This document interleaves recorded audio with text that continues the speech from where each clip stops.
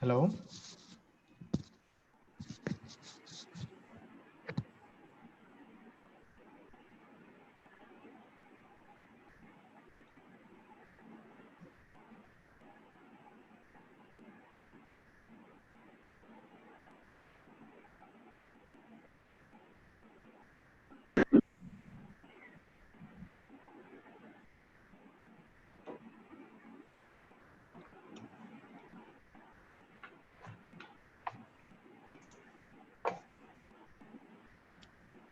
Hello. Am I audible?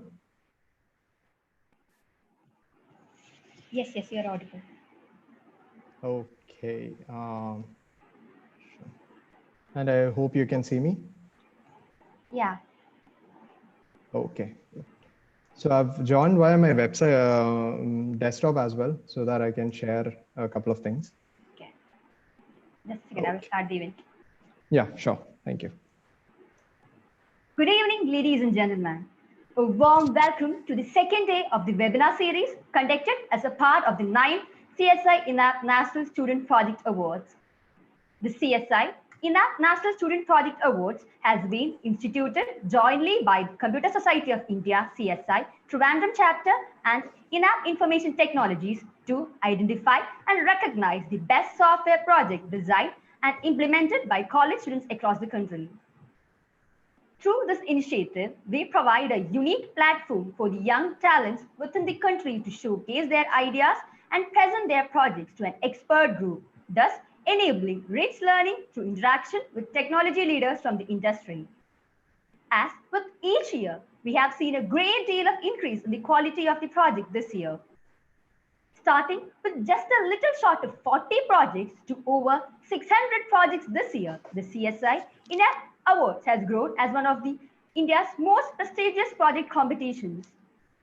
The awards are a 6-month long rigorous process that ensures only the top-notch projects get passed to the finals. The final result of the 9th CSI InApp Awards are planned to be declared on the 4th of July, that's tomorrow, at an online event. The ceremony will begin with a panel discussion on the topic Reimagining Education from First Principles. The session provides a unique opportunity to interact with esteemed personalities from the industry as well as academia. This will be followed by the declaration of the results of the awards. This whole session will be live streamed across thousands via YouTube. The audience can post their questions to the speakers via live chat on YouTube. Our volunteers will share it with the speaker. Without further ado, let us get started with the first session of the evening. Bionics, or biologically inspired engineering, is the application of biological methods and systems found in nature to the study and design of engineering systems and modern technology. This is what Wikipedia taught me. To give more insight into what bionics is and how this technology is revolutionizing the lives of millions, I call upon Mr. Sanju Matthew. Sanju is a MTech, MBA graduate, hardware engineer, entrepreneur, and founder CEO of Kodak Duty Innovations Private Limited, a B2B product company based out of Technopa that serves a major e-commerce, logistics, and BFSI enterprises in India and across. Prior to starting his company, Sanju worked as a software engineer for an MNC for 3 years and started a service company that focuses on IoT and web apps. With around 10 years of experience in designing hardware products, Sanju led a team that helped clients evolve their ideas into products. One of which was critically acclaimed in CES Las Vegas 2015, followed by a successful Indiegogo campaign. Sanju is an avid participant in national level hackathons, and his team was crowned as runners-up for Intel IoT Hackathon 2015 and winners of the Intel AI Hack-Fury 2 2019. He was also recognized by Intel as an Intel Innovator and as Top Innovator for 3 times in a row and continues to hold both titles. Welcome, Sanju. The floor is all yours. Thank you, Supriya. I hope everyone can hear me properly. And thanks a lot for your introduction. It covers up almost everything. So yeah, I think I can now jump into my session right away.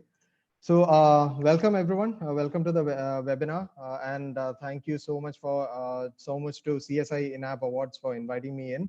And as you might have already seen from the topic, what we are going to discuss is about controlling bionics. And as Supriya rightly said, bionics is a way in which you look at nature and you mimic what's there in nature. In a sense, it's easier for people to understand if I say that you look at Terminator, that is kind of like a bionics thing. And if you look at the Velcro of your bag, that is also a Bionics thing. So the Bionics that I am going to be talking to you about, or rather focusing on, would be something called as an artificial hand. So this is a project that is very close to my heart. I've been working with several teams on the artificial hand for the past few years. And I thought it is best for me to share one crucial thing that I figured out is most essential to a bionic hand, which is how do you control the bionic hand. So I'll get into it straight away. And before I start the session, I think I have to give you a couple of introductory things. The first thing being, whatever I'm going to say throughout this session for the next half an hour or so, that is the way in which I did things. That is the way in which my team saw a problem and tried to solve it. And I'm not here to say that that is the best way to do it. For example, and the simple reason is that even right now, when I look back at some of the things that I've done a long time back, I felt like we could have taken a proper path. So whatever I'm going to talk about is a journey of what we did, what we realized, and how we did things, and where we are right now. And the second thing is, I would like to get a lot of questions from you, because that's how we all learn together. And as Supriya said, they'll be looking out for all the questions that you're going to put on the comment section. And then after the half an hour session is done, we'll take it one by one and try to respond to all of it. So controlling bionics has been is something that I've been pursuing for a while. And if I look at where it started with us wanting to create or wanting to build a bionic hand or an artificial hand. Why did we want to build that? Because it's just a cool thing to do, and at the same time we wanted to use our engineering skills to do something that might benefit society. And so when we started building the first artificial hand, one of the main focus that we had was how do you create the 3D model of the hand, because this was when 3D printer was not very widely available, or not many have heard about 3D printing. So we had to take a lot of inspirations from a lot of different people. We had to take in a lot of our own design ideas back and forth from the drawing table, and then we took a bunch of help, and finally we created a Lego kind of a hand. Now, the funny thing is that we thought by creating or by building a bionic hand, the major part of the entire project was over, which was not the case, because soon after we built the bionic hand, we figured out that controlling the hand is going to be the most crucial part, the control and the power circuitry that is associated with it. So then we started working on the control part. And then we saw a lot of things online saying that you can control it with some EMG based systems. We had no idea what EMG was. And then there were a lot of people that were using something known as a smart glove. So smart glove is essentially, it's a glove that you put on one hand, and when there are flex sensors over there, so whatever you do with that particular hand gets mimicked on the other, on the artificial hand. Now, the problem is that if we implement that, you are still left with just one hand. You haven't done much to provide one more hand to the user. So we didn't want to go down that lane. And eventually, what we ended up doing was we thought that speech recognition was the best way to do it. And so we went ahead, and back then we had zero knowledge about software and coding. We were all electronics engineers. So the best thing that we could come up with is a hardware based speech recognition system.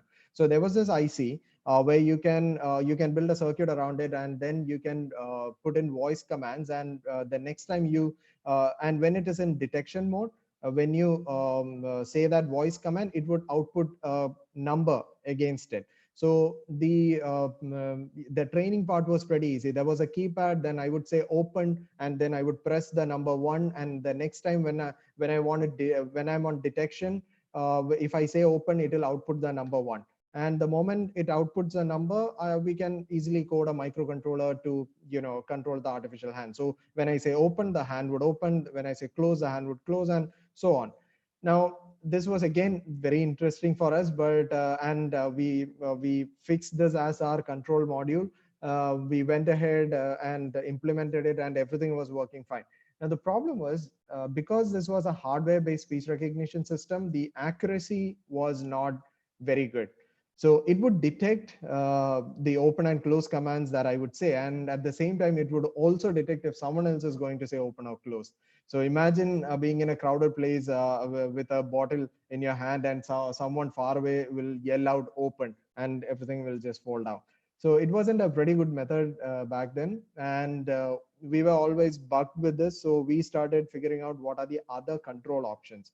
And along the way, we saw that there is this EMG thing that we saw earlier. That EMG is something that we can actually build. So EMG, for people who are not very familiar with it, it is electromyography. It's essentially the signal that your brain sends to your muscle to control your muscles, and thereby to control your fingers and hand. So there was a way in which we can create an EMG based sensor that can then be attached to a muscle, and that would start picking up the signals and then sending it out to a microcontroller.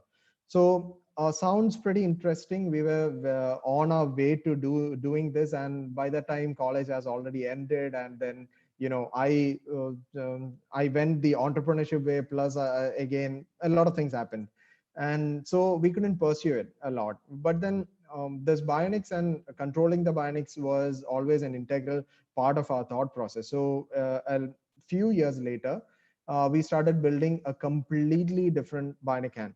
Now, this time 3D printer was around, so we could get access to a 3D printer. So the objective was we will build some realistic looking 3D printed bionic hand, but this time our focus would be on the EMG part, the controlling part, so that want to nail it. We want to make the control to be as natural as possible. We want the user to have a better UX, in if I may say that. So we started working on the EMG part, and it was straight up. We had to learn a couple of different things, and then we figured out that it's better we create our own system. It's not very difficult. So we started building our own systems, many prototypes and many tests later.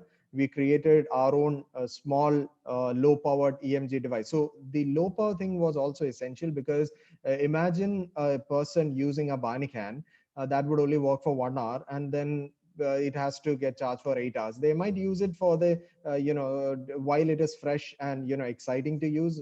Later on they'll throw that away. So EMG, because it's a signal processing kind of a unit, we wanted it to be really low power, and all the associated circuitry to be as small and low power as possible.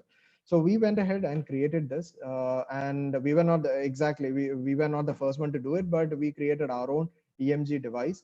And then we started testing it with our bionic hand. And we also, using a lot of those open source 3D printed bionic hands, we created our own version of a bionic hand. And then we integrated the both together. So this time, the only difference was our focus was on EMG and the software part and controlling the bionic hand. So we went ahead and used an Intel Edison microprocessor, so that it's super powerful, and everything was wirelessly connected.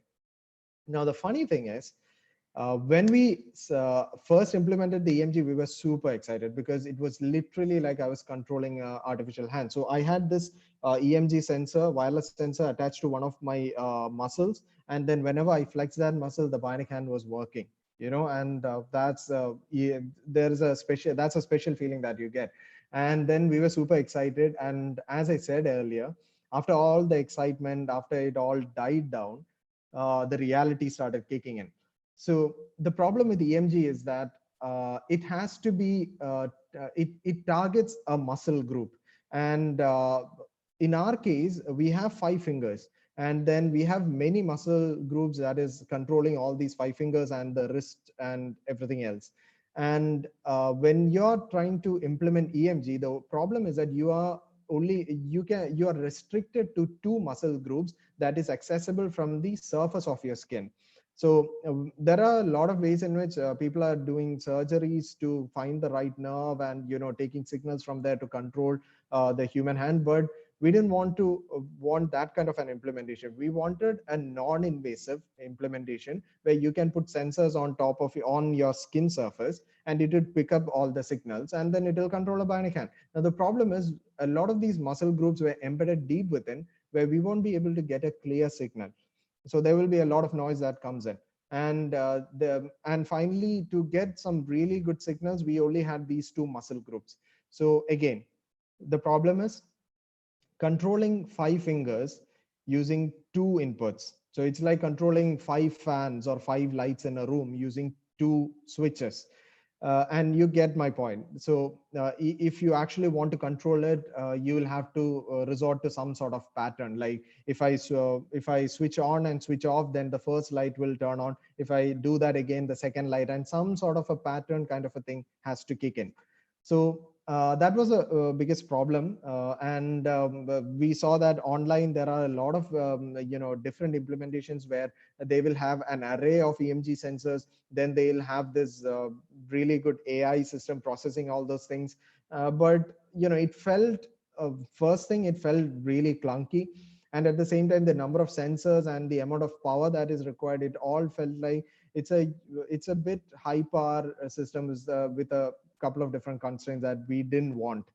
So but then we whatever we have built, we pursued it, and we eventually saw that most of those commercially available bionic hands, that is somewhere the cost of which is somewhere upwards of 20 30 lakhs, they use the exact same thing. So if you buy those bionic hands, they have two EMG sensor inside of it, and the moment you put it on, it will get attached to those two muscle groups, and then essentially it's a pattern kind of a thing. So there will be a touch button, and if you want to just do open and close, you have to select a template and then you flex your muscle, it will open and close. If you want to do, let's say, a thumbs up, you would select that template and then you would flex your muscle, it would do thumbs up and close. So this is what's out there, and this is what exactly we have also built. But the difference being, ours was 3D printed cheap, and was very cheap, and it could be open sourced. Even the 3D printed model could be open sourced, so that a lot of people can use it. So so we were kind of satisfied that we were able to build it, but at the same time, that thought of having a very natural control over your artificial hand was still there. We didn't do much about it then.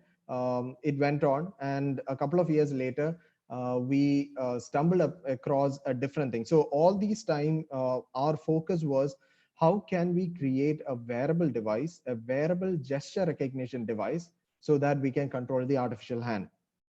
Now, gesture recognition, as you know, it's already there. If you have ever played on an Xbox 360 with a Kinect, or if you are an electronics engineer, in most of the cases, there will be one, in most of the colleges, there will be at least one project that uses a Kinect or a leap motion sensor. So there are a bunch of different gesture recognition systems. But the problem is that it's a, it's more of a, it's more of a image recognition AI based system. There is a clunky hardware unit, then the power required, it. So we didn't want to do that. We wanted something like something that like what we see in sci-fi movies, something that wraps around your wrist, and then whatever you do gets recognized. And we figured out that if we were able to build such a gesture recognition device, we can do two things. One, of course, we can control the artificial hand. Two, we can also develop, make it work as a human machine interface thing. So the entire home automation system, controlling your switch and your lights and appliances using your gestures, whatnot. So this is what we started out with. in 2018, end of 2018, start of 2019, around that time, we started out to build a wearable device that will wrap around your wrist and that will start detecting gestures. Now, yes, if the person is an amputee and has a lower limb amputation, yeah, there is no risk to put a device. I totally understand that. But the beauty of the device that we were trying to build is it doesn't need to be your wrist. So if you look at EMG devices need a muscle group. It has to be on what we call as the belly of the muscle, or that bulged part of the muscle. It can't be anywhere else to gather the signal. Now, this system, if we are able to build it, you can put it on your wrist, you can put it on your belly of the muscle, or you can put it wherever you want, so that it will start recognizing gestures. So we started working on this, and we just named it Elixir for because we wanted to name it something, and the name just popped up. And almost immediately after starting to work on it, we figured out that there's a lot to learn. So EIT, or electrical impedance tomography, is the technology that we took up. So electrical impedance tomography is a technology. It's a tomography technology where it would send electrical signals or impulses into your skin, into your body, and on the other part there will be sensors that detects those electrical impulses that have traveled through your body, and understand the changes that has happened while it went through, and then make an inference out of it. So our thought was, if we could use this electrical impedance tomography technique, which is much like x-rays, because x-rays or CT scans, if we could use that and then use an AI system to detect those patterns whenever we are doing a couple of gestures, then maybe we can train an AI system to detect a large number of gestures to a point that it would essentially start detecting most of the frequent gestures that we do. So we set out to do this, and the first thing was that we had to create our own hardware unit for this, because there wasn't any commercially available thing, and at the same time most of the evaluation kits which works with EIT based system uh, it was not fit for us.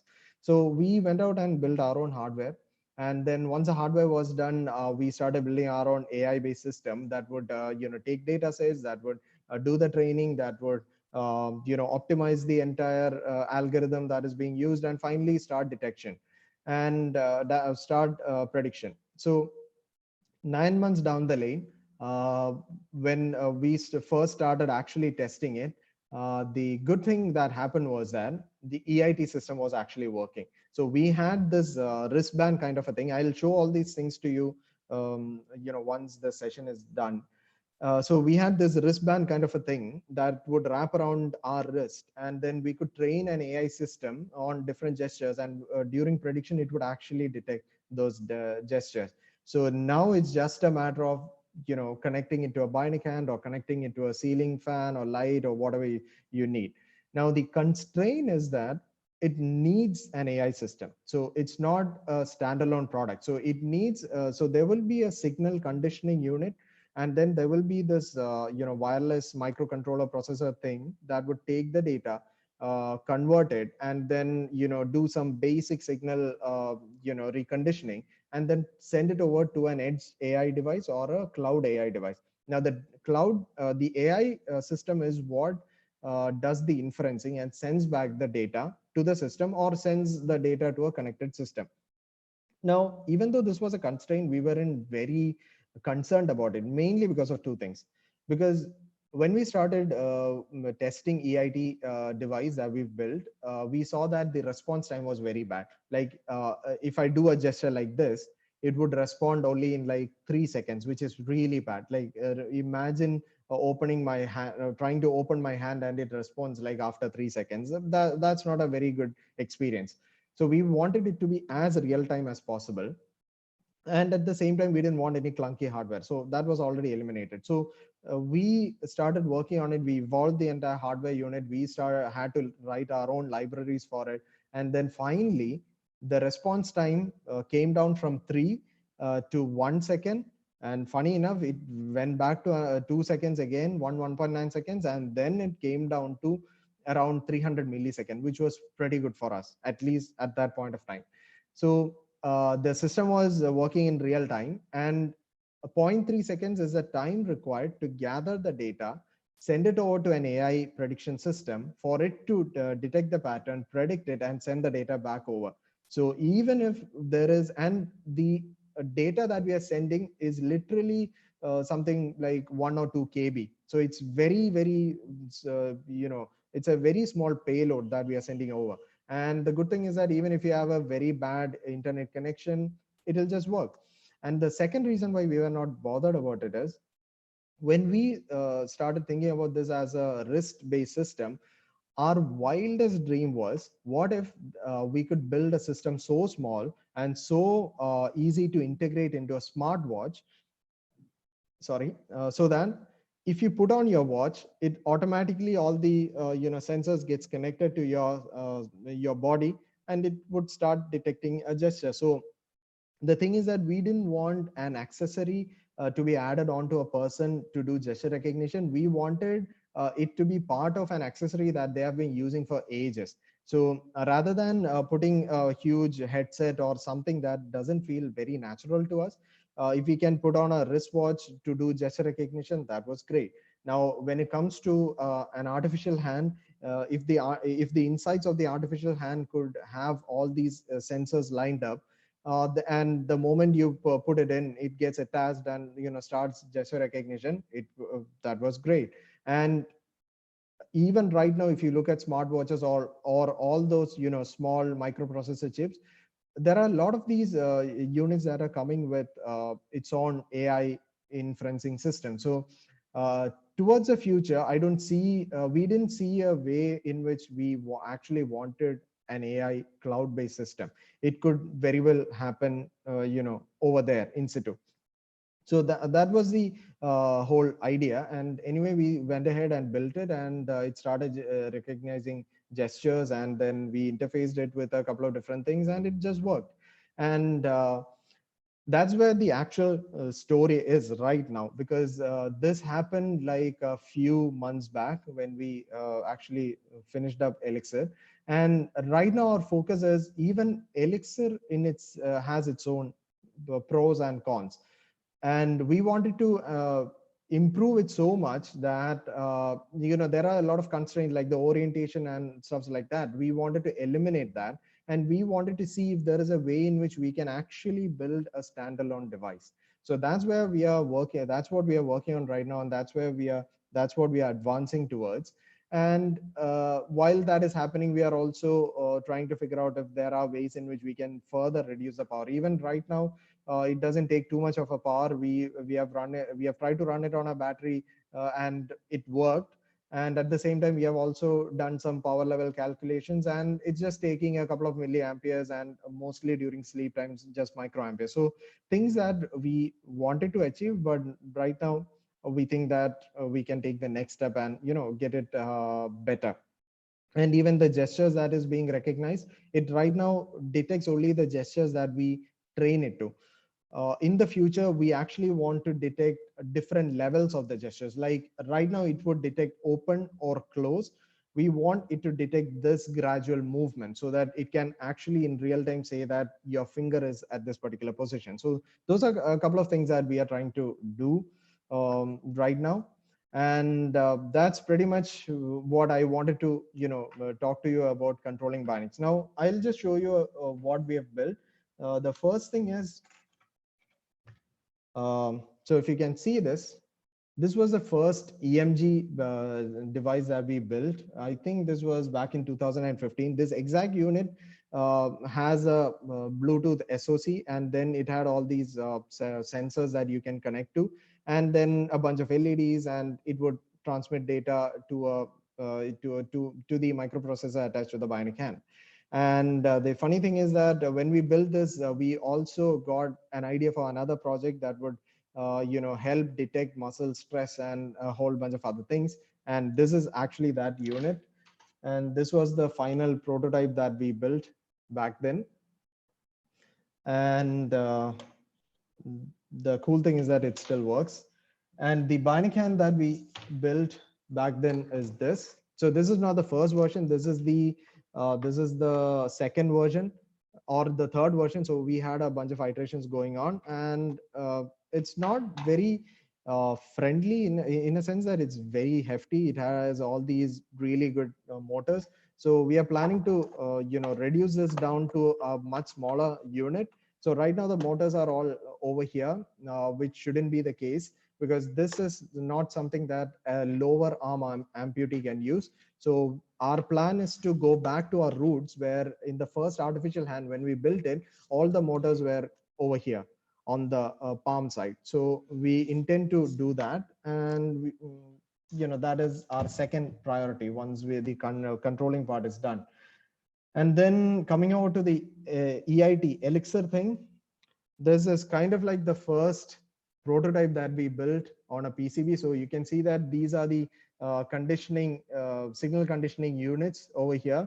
And then we have a ESP32 Wi-Fi SoC, which would relay the entire data, the condition data, to a server. And even on the server, we would it was not exactly a server, it was an edge device. So even on the edge device, we would do a bit of signal conditioning, and and then pass it on to the AI system.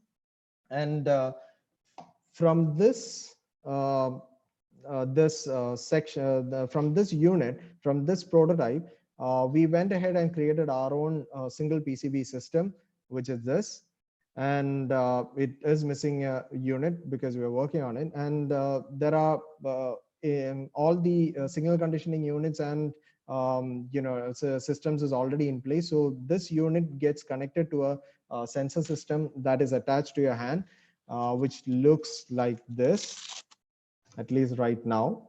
So you can see that there are a bunch of electrodes. So you can wrap it around your wrist, and then it gets connected to the system, and then it starts sending all the EIT data to an edge or server device. And that's how the entire control system works.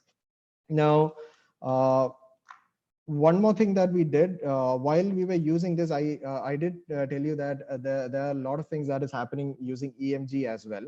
So we also had this EMG unit that we did in parallel to this, where we were also trying to see if they're using AI, and if we can, EIT, if there is a way in which a combination would work better. So it's just an experimental phase kind of a thing, but we thought that we'll also try that out. So this is also, even though this was built a long time back, and as you can see, it also has a touch sensor. The reason why it had a touch sensor was to select the profile. So open, close, thumbs up, those profiles. So even though it was built a long time back, we thought that, we'll do a bit of trial and error to see if a combination works better.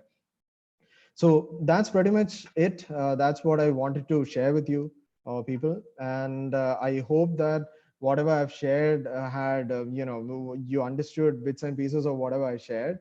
And if you have any doubts, if you don't think that I was, clear about a couple of different things, I just rushed through things, just reach out to me.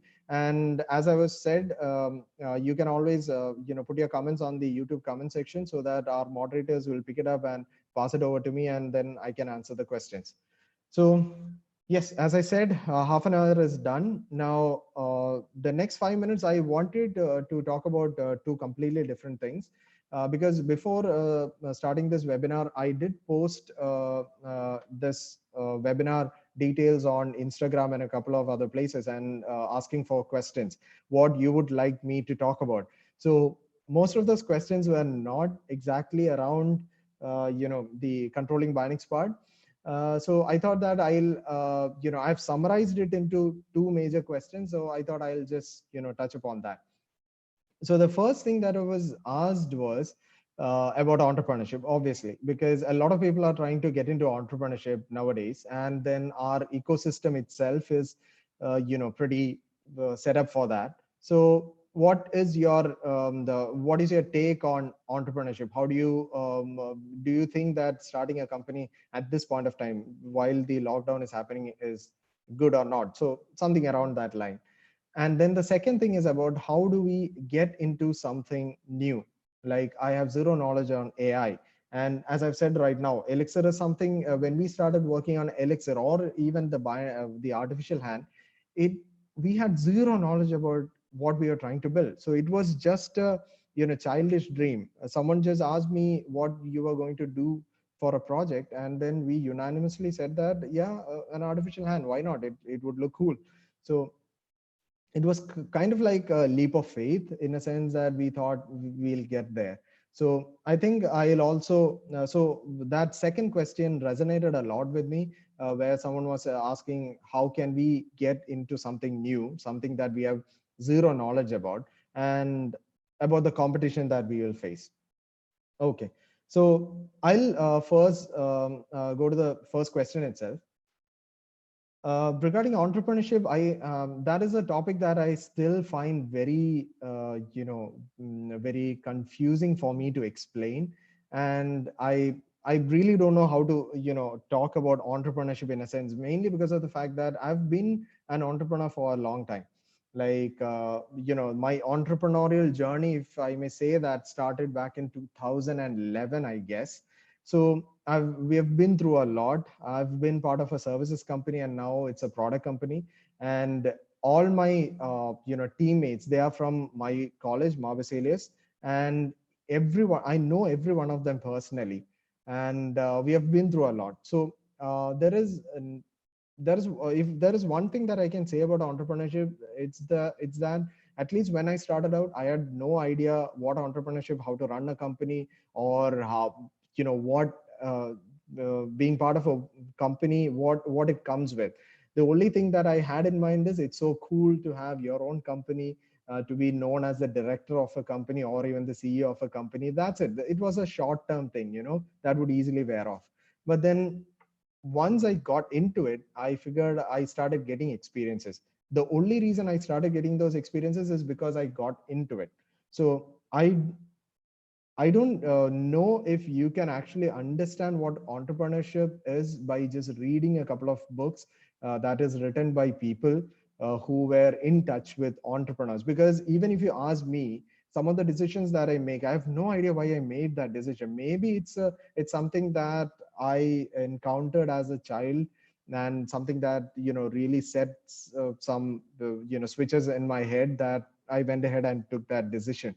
So no, I'm not I don't have any issues with people writing books, because I do believe that we need people to evangelize, not exactly entrepreneurs. But at the same time, I feel like if you really want to understand what entrepreneurship is, and what are the challenges that you're going to face, you literally, I personally think that you literally have to be an entrepreneur to do that. Now the second thing is that COVID situation and these pandemic situation, or if it is a recession, that's always a challenging thing for an entrepreneur. But it's a more challenging thing for me. The entire entrepreneurship itself was a challenge, because it was problems and solving problems one after the other. That's one consistent thing that I've seen in entrepreneurship. It's about solving problems. So you can't whine about the fact that I became an entrepreneur because I wanted to do this thing, because I wanted to be my own boss. When I tried to be my own boss, I figured out that just like in Spider-Man, it said that great power comes with great responsibility. A lot of things will come in. You can't then whine about the fact that you are getting things that you don't like to do. In a lot of different times, you don't have the power to choose. You have to do it to take the company forward. So entrepreneurship is something on its own. It's something that I personally believe you have to experience. And whenever someone is going to talk about entrepreneurship, and whenever someone is trying to give you, inspire you, encourage you into entrepreneurship, take those things as suggestions. I wouldn't say, even right now when I'm saying, just take this as suggestions. I'm not advising you. Take this as suggestion and make your own story. It's all that because I'm writing my own story. I can't look at Bill Gates and say that Bill Gates did it like that, and I'm going to do the exact same thing. I can't do that. I'm building my own story because my situation is unique in every aspect. So yeah, I'll stop there about entrepreneurship. I think I went too far. Now the second thing is, how do we get into a new technology or into a new industry? Okay, new technology. So here's the thing. AI is something that I learned during my master's program. but it's not something that I've worked on. So I've been a hardcore hardware engineer, throughout my engineering studies and till now. So I build circuits, I solder it. Uh, all these tiny components that you see, everything was hand soldered. And one of the reason why I was able to do this is because I had a really good friend who was so daring that he would just go ahead and do these things. And and his name is Arun Joy, and I was so I was so inspired by him, so I started doing the same thing. So again, it is something that I acquired from a dear friend of mine. So so the point is that I'm a hardware engineer, and for me, software is not something that it is something that I really love to do. But if I have time to invest, I would invest it in a hardware thing, not in software.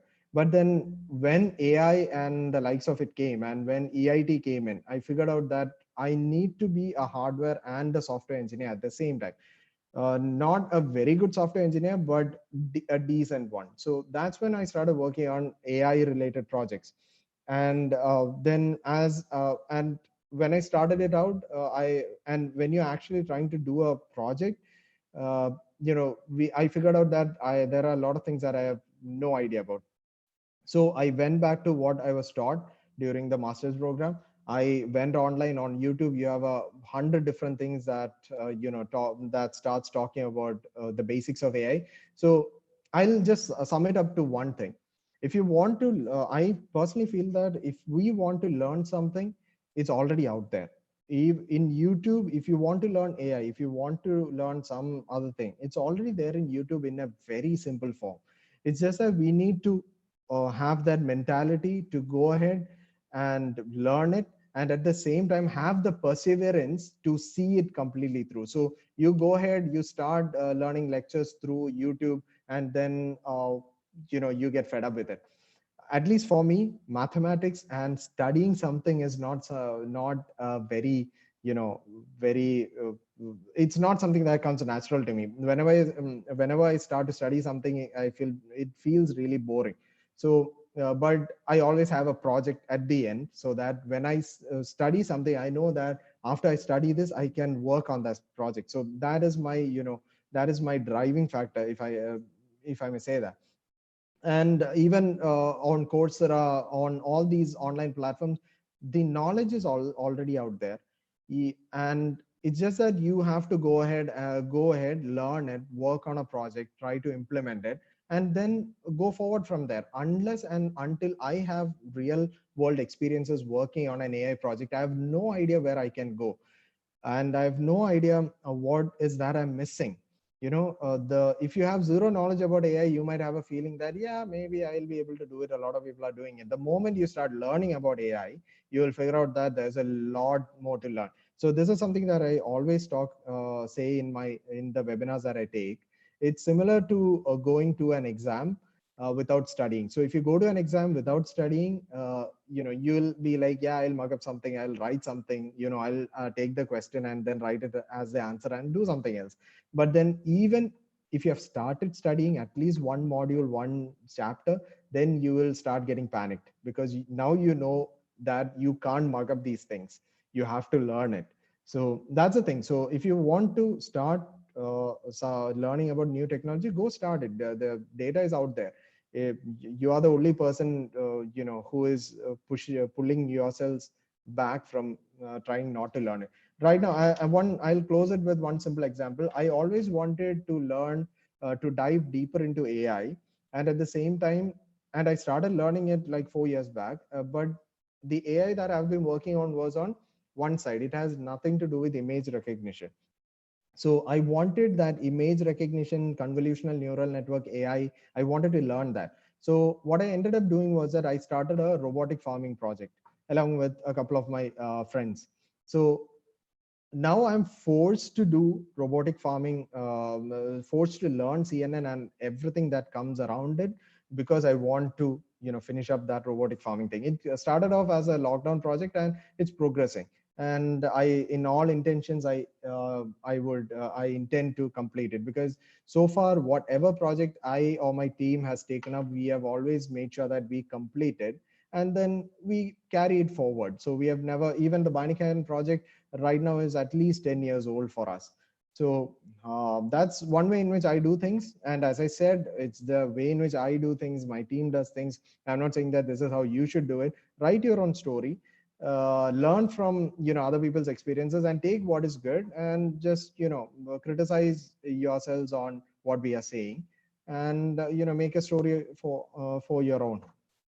So that's it. Those are the two questions that I wanted to address. Now I think I'll leave it to the moderators. You guys can throw some questions my way, and I'll try to answer it. Now, let's move on to some questions from the audience. Participants can post their questions in the YouTube live chat. Okay, we have got a couple of questions. First question is from Anupama. How do factors like sweat, skin type, etc. affect the efficacy of these sensors? Oh, nice, nice, nice. That's a pretty good question. I hope Anupama is going to. Yeah, okay. That's a pretty nice question. So, because time is short, I'll get into it. When it comes to EMG sensors, what I've seen is that one of the biggest problems that it faces is the fat deposit that's there under your skin. But then, yeah, it's you have rightly said that sweat and those skin conditions. So that is something that does affect and decrease the efficiency of detection. So what we normally do is whenever we have to attach any of these sensors, we would say that you should have a pre-prepared skin, especially for EMG sensors, where you can just wipe. You can just wash your hands, kind of like that kind of a thing. Not a huge preparation. You can just wash off anything, and then you can start using it. Now over time, yes, sweat will get built up, and especially from EIT, what we have seen is that it doesn't affect you much, because things will shift. If I'm making any sense, if you look at the values, things will shift, but the AI will still detect that pattern. So, but then it does affect the system. It for EIT or Elixir, the way in which we try to mitigate those issues is by giving it more training samples, giving it more ways in which more scenarios to play with. And for EMG sensors, I haven't worked on in length as compared to Elixir, but I've always seen that sweat and even the position of the EMG sensor is a huge problem. If there is a lot of fat deposit under the skin, that also affects acquiring the EMG signals really hard. That's actually one of the reasons why we also started looking into EIT based system, because it's on your wrist. A lot of those conditions can be removed at that point. Thanks a lot for the question.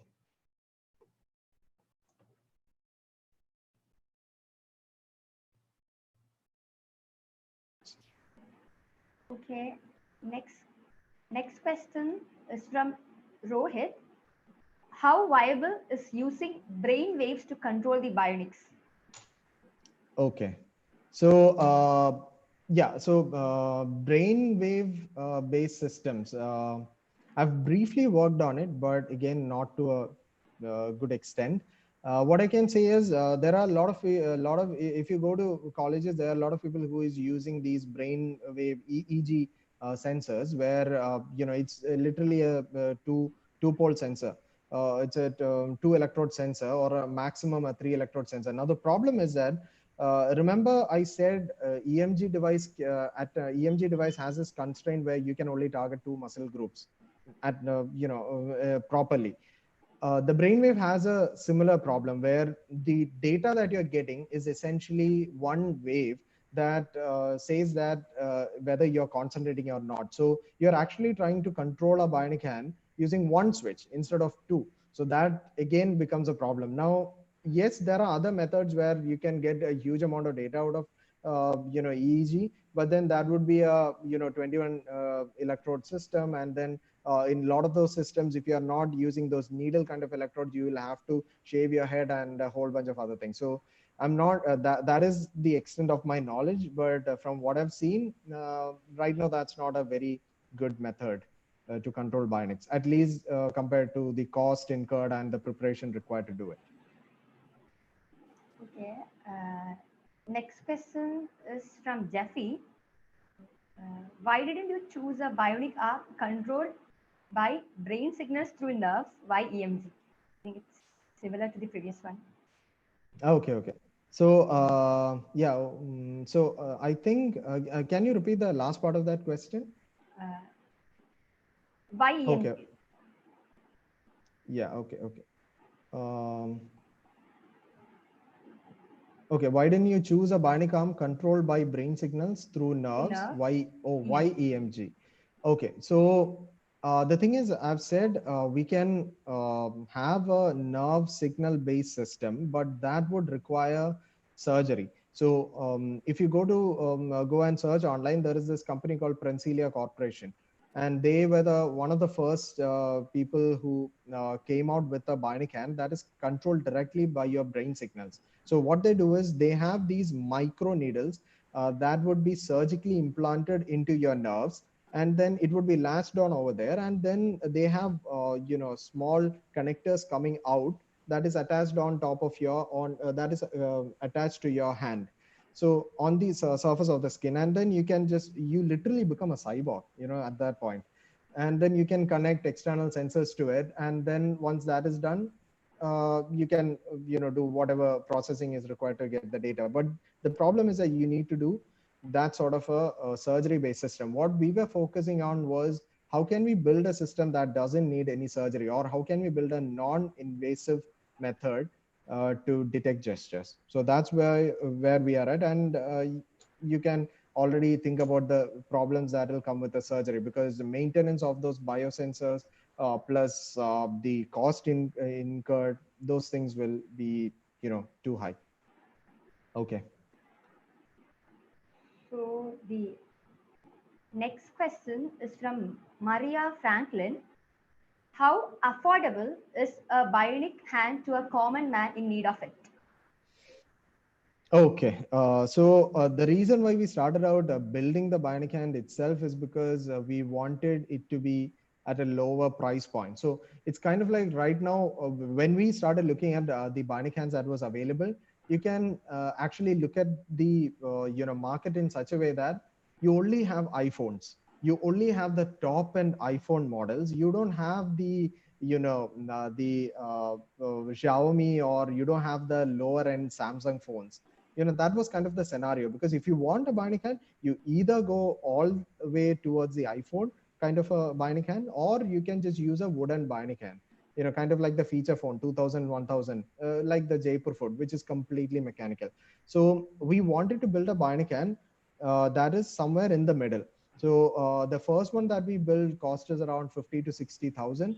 This bionic hand, the 3D printing cost us around 40K, and then everything else just took the price to maybe around 70, 80K. This is including all the trial and error that we have done. So safely around 1 lakh to 2 lakh is what we always aim to, so that it is still affordable. If the government can, or if some other person can, they can subsidize it so that it's more affordable.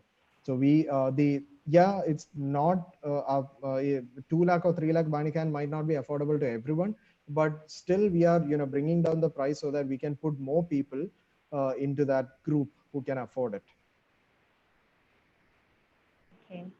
And next question is from Don Joes. Can you give some insights on what you meant by robotic farming? Also, could you tell us when we will be able to see the bionic arm in the market? Okay, the second question is much tougher. So the first thing is, when it comes to robotic farming, see the reason why I started it is, so I'm talking about the robotic farming thing that I'm pursuing.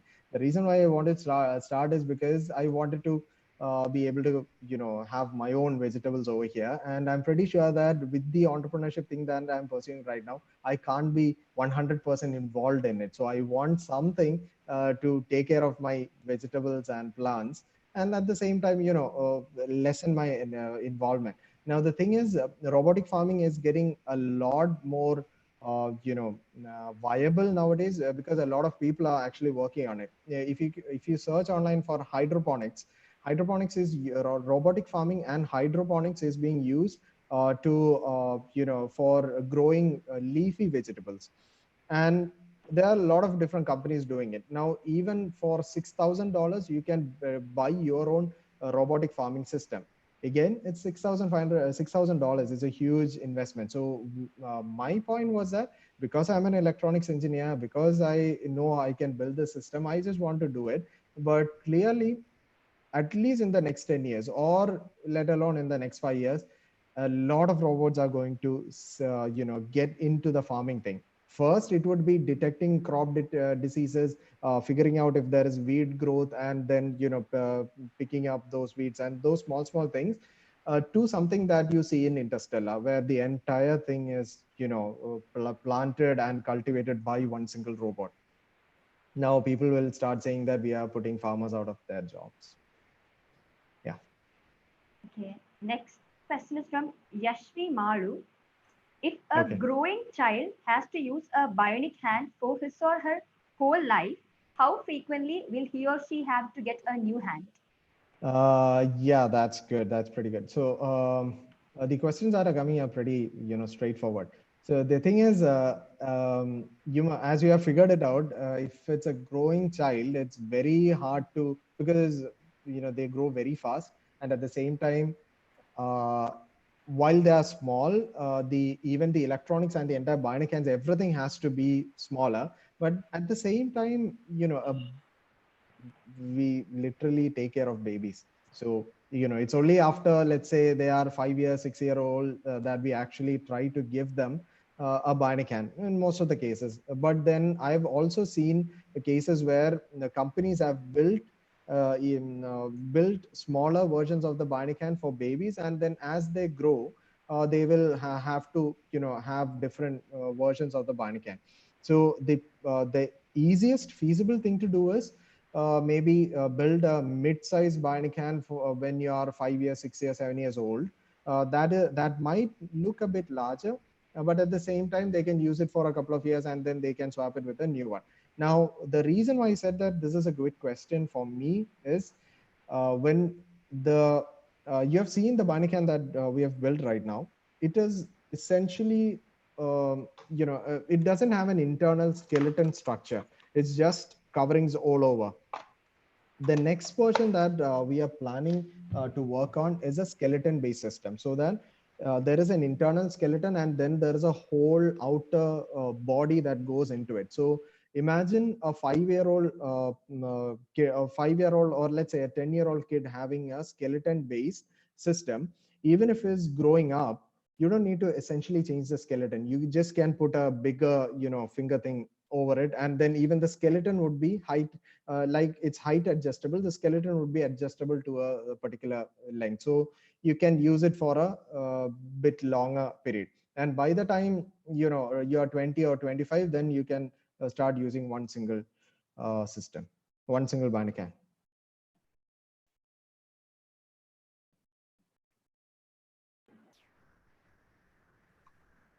Okay.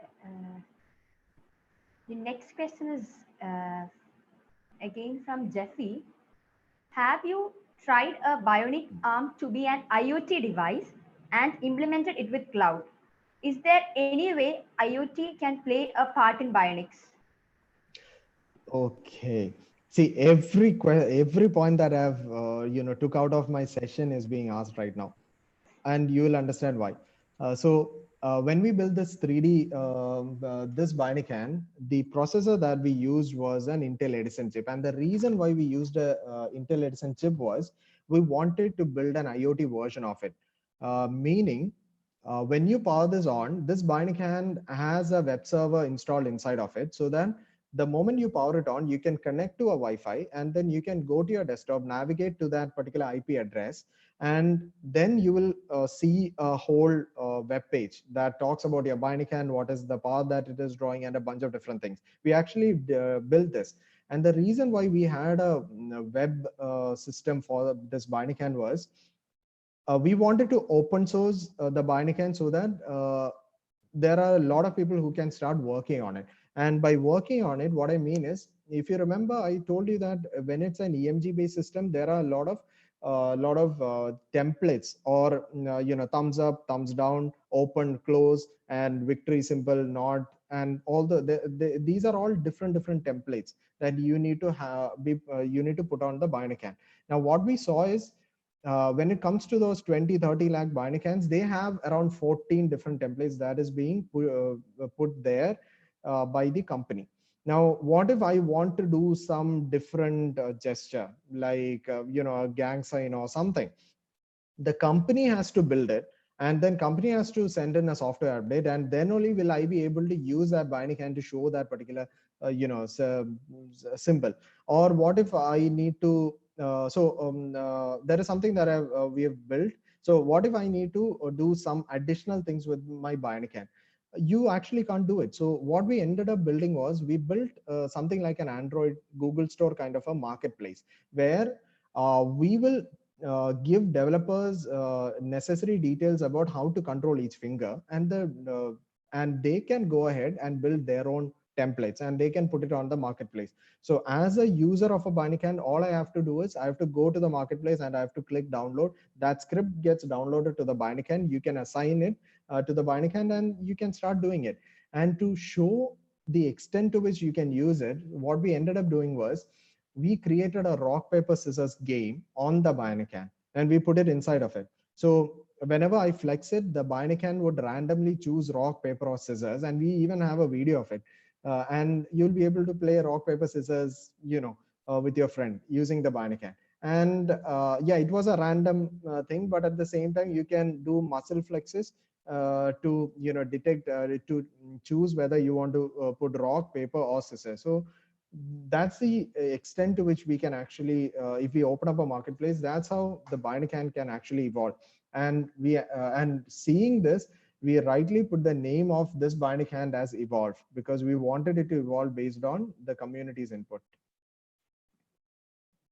Thank you for that question as well. Okay. We are running short of time, so we are winding up with the last question, which is from Rohit R. How is image recognition using CNN, as you use for robotic farming, we use for advancing on the bionic hand project? Okay, so the CNN part wouldn't, at least right now, it wouldn't come into picture. But if you look at EIT, EIT has a way of, so I talked about how EIT is similar to, I just mentioned how EIT is similar to CT scans. So EIT is a technology that is used in, used in the medical field for small babies, neonatal babies. So there's a whole lot of things over there. The point is, it's an imaging technique primarily, just like CT scan or MRI. EIT is also an imaging technique. So we have seen a lot of research papers where they have implemented really good algorithms like ADOS to create images that would distinguish different underlying structure in your hand.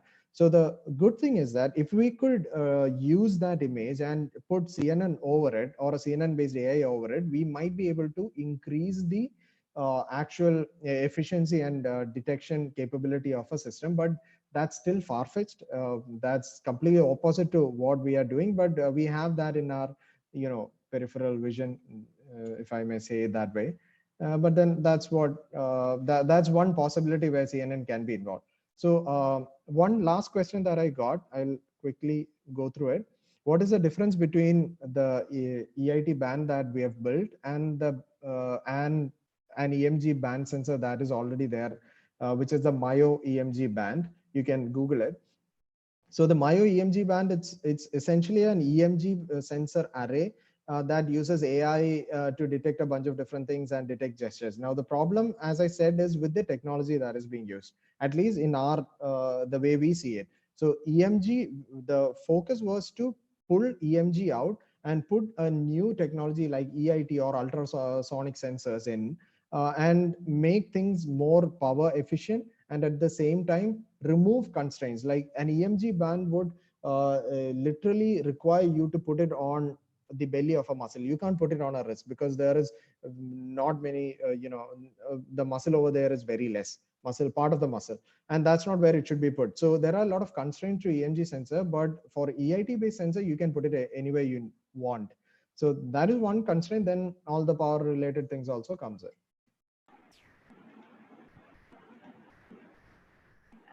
Thank you, Sanju, for the wonderful session.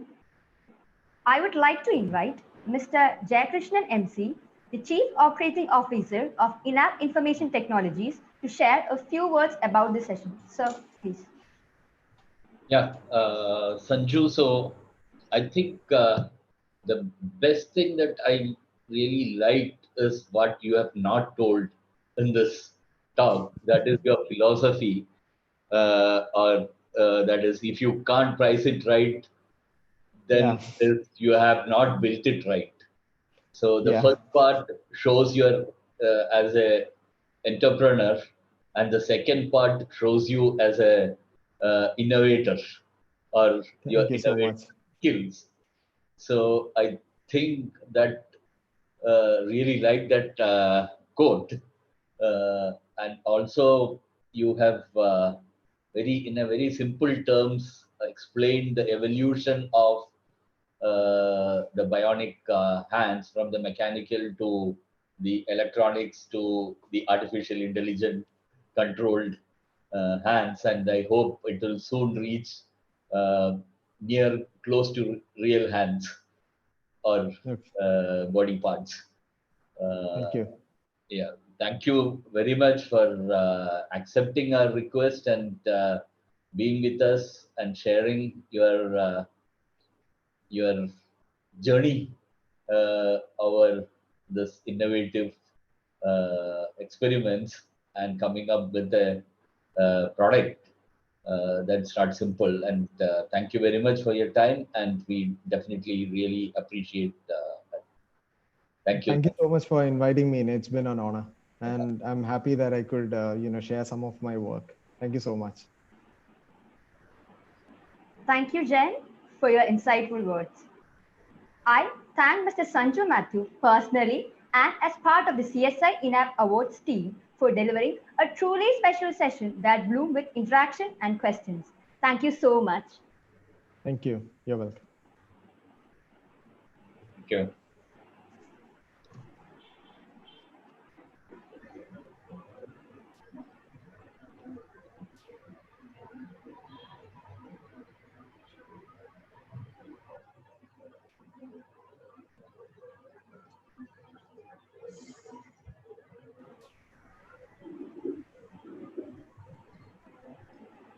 Biomedical engineering is a field that seeks to close the gap between engineering and medicine, combining the design and problem-solving skills of engineering with medical biological science to advance healthcare treatment, including diagnosis, monitoring, and therapy. Next, I welcome onto the stage Mr. Sharath S. Nair, who will be speaking to us on the topic Introduction to Biomedical Engineering. Before that, a little something about Mr. Sharath. Mr. Sharath S. Nair is a scientist at the Biomedical Technology Wing at Sri Chitra Tirunal Institute of Medical Science and Technology, SCT-IMST, which is an institute of national importance under the Department of Science and Technology, Government of India. He is engaged in the research and development of artificial organs and life-saving medical devices such as artificial heart, LVAD, blood flow meters, wireless energy transfer, patient warmers, and point-of-care diagnostic devices. He has a post-graduation in Electrical and Electronics Engineering with a first-rank gold medal from National Institute of Technology, Calicut, and has more than 14 years of experience in the field of medical device development. He has previously worked with multinational companies such as GE Healthcare, Larsen & Toubro Limited. He has filed 13 patents and transferred 7 indigenously developed technologies to various industries. Welcome, Sharath. The floor is all yours. Yeah, thank you very much. So I'll just share my screen.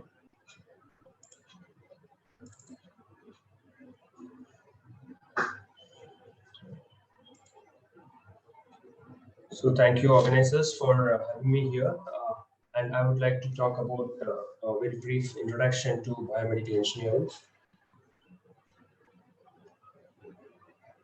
Before we start, let us see what are the various technological milestones which put ourselves into the realm of advanced engineering. You can see that almost like 50 years before, there were a series of inventions and series of discoveries which led human or mankind into the next level. One such invention was the invention of hydrogen bomb or atomic bombs by Edward Teller, which in fact, the outcome was millions of people died. Later, very shortly in 1959, we had a device called the microcontroller or the microchip, where we could make millions of devices which are currently working, which are in our hands now, which are in our homes, which we are talking now. All those things are made out of these devices. And later, very shortly, in another 10 years of time, there was the interconnection of all these devices and came the millions of people got connected now. So 50 to 60 years before all these inventions have made the human being or the mankind, the population, into a next level of advancement. So finally, what was the reason why we could get all these advancements? It was the whole engineering, the principles and foundations of engineering, which built all the technologies which might have killed many people, which might have connected all the peoples together, and is also bringing the solutions to improvisation. But the major job of this engineering is to solve problems of human being, mankind, of the nature, the world. How do we do that? We create solutions. So we create solutions to solve problems. This was the fundamental aim of the engineering, which we learned, we say should be. But are we doing it right? Is it useful to the mankind? Is there any engineering stream which really helps to achieve this usefulness to its extreme to the mankind? Yes, it is. It is there. There have been many technologies which were created during the same time, which was unnoticed. Nobody took care of these technologies. Not much importance was given to the the advancements made because of these technologies. But silently, we all are getting the help, getting the services of this technology. One such was happened in 1950, at the same time when the hydrogen bomb was invented, was the invention of a heart lung machine by John H. Gibbon. And because of this invention, now millions of people have been saved by the bypass surgery which we do in the hospitals. There, the heart and lung is bypassed, and the people come back to the life because of this particular machine.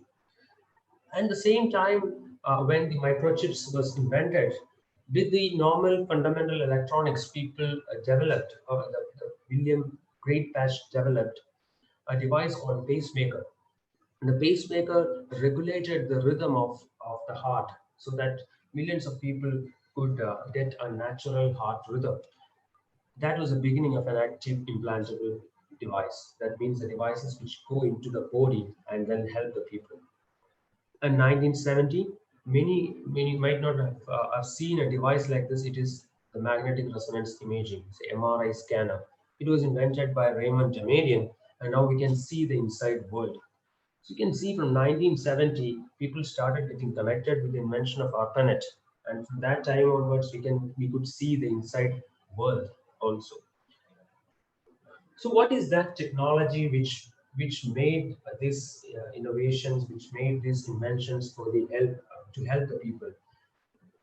That is called biomedical engineering. So today I would be telling you about this biomedical engineering in detail, and what are the helps and services this biomedical engineering have given to mankind. As such, biomedical engineering is a combination of multiple engineering streams. It can be electrical engineering, it can be mechanical engineering, biological systems, signal processing, electronics engineering, and chemical. So many chemical reactions are happening in our biological system, in our body. Those chemical reactions create a number of signals, and that has been processed.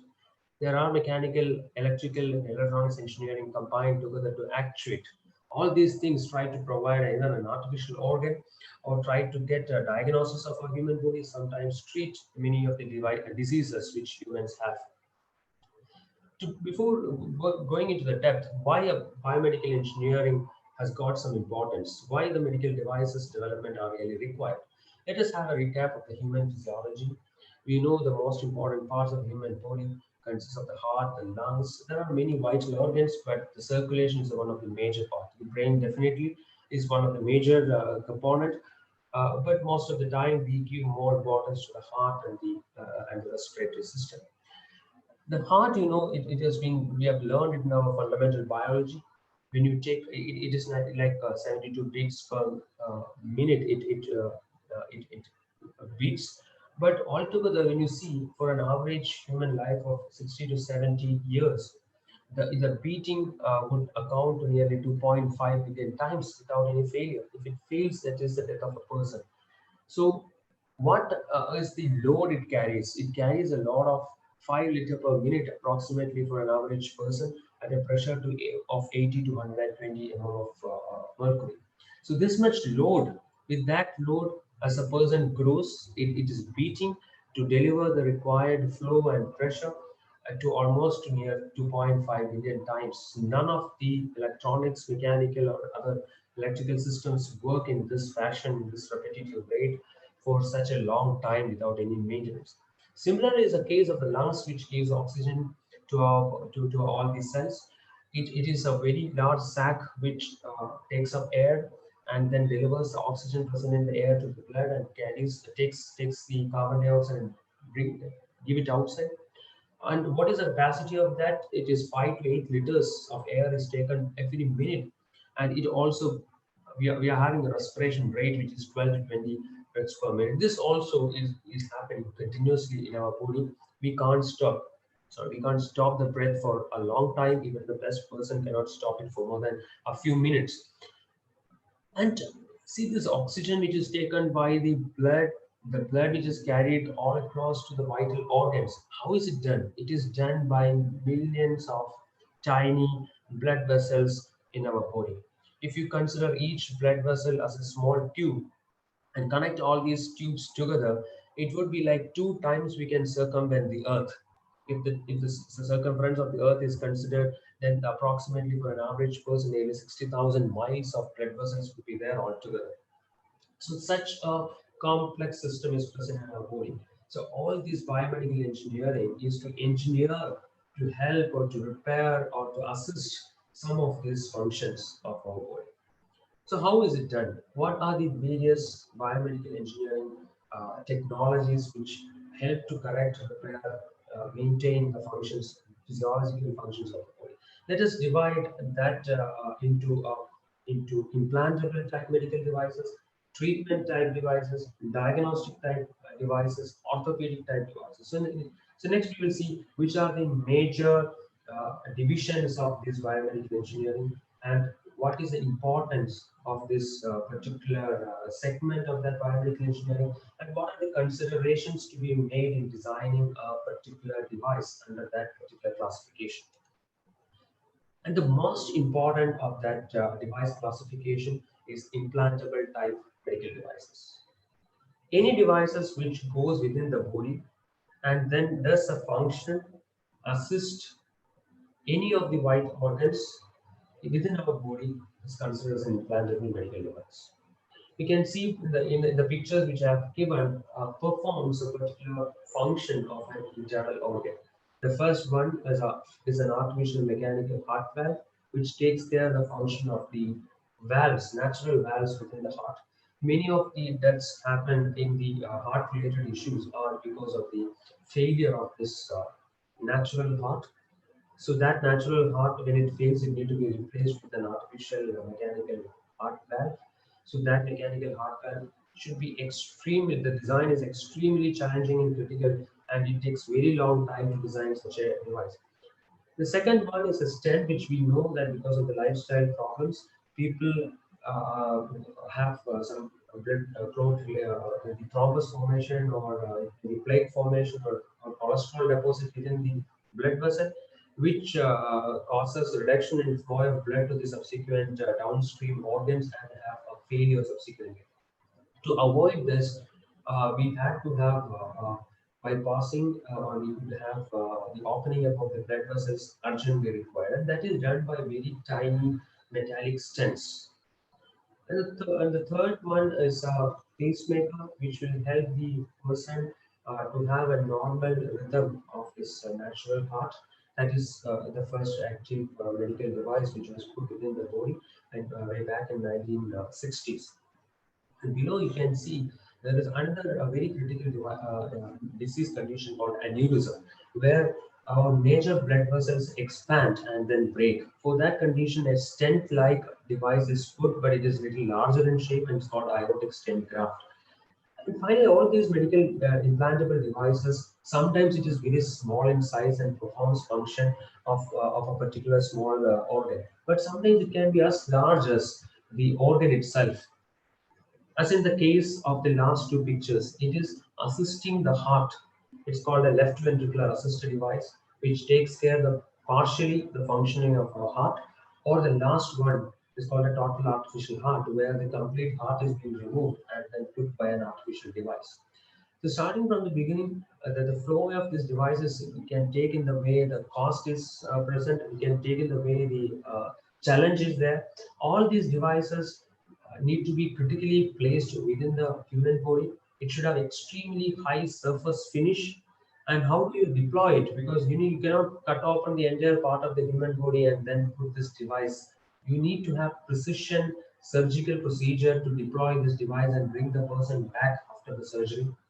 And one of the engineering challenges, it should be of prolonged functionality. It should work for the rest of your life. For 30 years, 40 years, it should work. So the design should be in such a way that it works without any maintenance. So repair. So that are the major challenges in the implantable medical devices development. Most of the materials which we use otherwise in engineering cannot be used here in the implantable devices development. We can use only very special materials which are biomedical grade, which has got the features of friendliness with our body components like blood and tissue. Such materials have got extensive, have to have extensive testing and research to identify those materials. And we could see that titanium, special grades of titanium, stainless steel, nickel titanium alloy, cobalt chromium, polymers like polycarbonate, polyurethane, and gel find suitable for this device development. And we can classify these implantable medical devices in two streams. One is called a passive implantable medical devices, and the other one is called an active implantable medical device. The passive devices are those devices which does not take any electrical or external energy for its functioning, whereas active devices takes electrical energy or some other forms of external energy for its functioning. As in the case, the pacemaker and the total artificial heart are active devices which takes electrical energy for its functioning, whereas the stent and the valve, which is kept within the body, is passively working and it is doing its function without having an external supply of energy. Then another classifications are orthopedic devices, where you can see in the picture there are a lot of orthopedic implants available. It may be a shoulder joint, it may be a hip joint, a knee joint, or it can be a tooth implant. All these devices should be of extreme care should be there on the design philosophy, and the major design philosophy is wear and tear. How much wear is provided when you move the joint each other? There should be extensive testing on these devices before it has been deployed into the human body. It should not wear off, it should not create particles within the body which will finally go to the bloodstream and then will create a clot in the vital organs. There will be a clot of the brain and the person will suffer from a stroke. That should not happen. And this joint should not create a loosening, so it should be tightly fitted. So these are all challenges present in the device development in the category orthopedic devices. And another classification of this medical devices in biomedical engineering is a life support medical devices. All these devices are externally kept critical care instruments, machines, or devices for supporting the life of a person for a few days by taking care of an internal body organ function. For example, now because of the COVID situation, everyone in the world knows the need of a ventilator or the functioning of a ventilator. So ventilator is a life support medical device. It takes care of the function of our respiratory system, our lungs, so that if the lungs does not function, it provides air at the adequate pressure, at the adequate volume, so that the oxygenation or oxygen transfer to the blood happens properly. There are other machines, as I said, the heart lung machine, which takes care of the function of the heart and the lungs during a surgery. It can be a defibrillator, which will regain the function of a heart when there is a sudden cardiac shock. It can be a dialysis machine which filters out the impurities from the blood, which you might have heard all these names from some of the clinical treatment procedures we do to our relatives or to our friends. You might have heard it from the clinics. The life support medical device can be as small as a blood bag, where the blood is kept within the bag for a few days, 30 to 40 days, so that the blood can be transfused to another person. So these are the another classification of this is another classification of biomedical engineering, that is development of a life support medical device. And one of the most common classification of biomedical engineering where most of the people work is a medical diagnostic devices. So what is a diagnostic? Diagnostics means you are trying to get any of the information within our body, inside our body, which gives information about functioning of an internal organ. It can be a thermal based signal, it can be a pressure based signal, it can be an acoustic signal, it can be an electrical signal, or it can be an electromagnetic signal.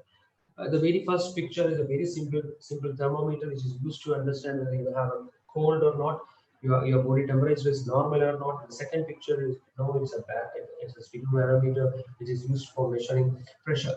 These two are commonly available and the common man knows. But there are a lot of other devices which are used in the hospitals, which are used in the biomedical engineering to understand the patient physiology. In all these diagnostics, we do a biomedical signal processing. And what does it do? It takes a signal from the patient. As I said earlier, it can be any of this thermal or pressure, acoustic, or electromagnetic signal. We take that signal and pass it through some signal data acquisition uh, blocks.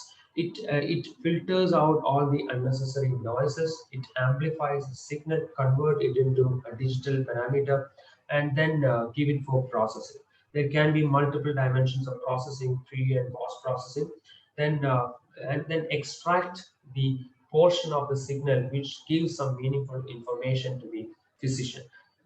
And what the physician looks for when you do a diagnostic device development, he will be looking for high SNR. SNR means signal to noise ratio. The signal content should be higher than the noise content.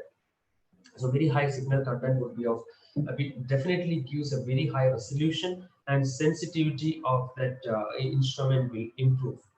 And you might have heard about now the COVID testing. Many of the testing should be extremely precise, and it should be accurate. So how is it done? So any medical device, diagnostic device is done, it goes through a stringent testing procedure to identify whether the device gives a false negative or a false positive. So that should be checked for every device. It is easy to design a thermometer by an electronic engineer, but the main problem is whether that gives always a true value. For that, extensive testing is required. Thousands of samples tested, thousands of patients will be recruited for that testing, and multiple clinical trials will be done to understand whether that device gives true value always for the situation. So that is about the medical devices, diagnostic devices, which is a very important stream of biomedical engineering. One of the major stream now is a medical imaging. We could see the internal organs. We could see the functions of our body. We could see the growth, unwanted growth in our body by using modern techniques of imaging. The most modern computer tomography and magnetic resonance imaging gives us a clear picture, very clear picture of internal organs and its functions, and how it misbehaves in certain disease conditions, and how cancer is growing. Let us see what are the advantages of this medical imaging segment in biomedical engineering stream, as well as what are the new devices which are currently present in this segment. So this is a very first picture taken by the William Röntgen. This is the picture of his wife having a ring.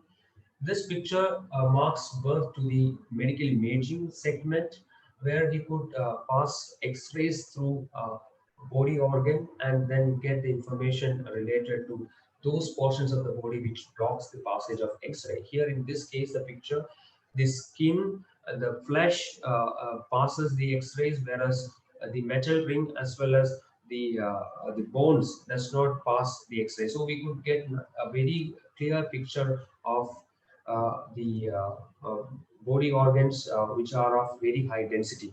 So that marked the beginning of X-ray imaging. Later, the X-ray imaging was later taken forward by multiple engineers, and there was first Nobel Prize given to for physics. The first Nobel Prize was given to William Röntgen for this discovery of X-ray. But immediately, Coolidge, who was working on the Crookes tube, devised the first X-ray machine and become very popular at that time. Immediately, it was taken to many of the hospitals for internal organ scanning, and this is a picture of such scanning done at the early stages in 1920s.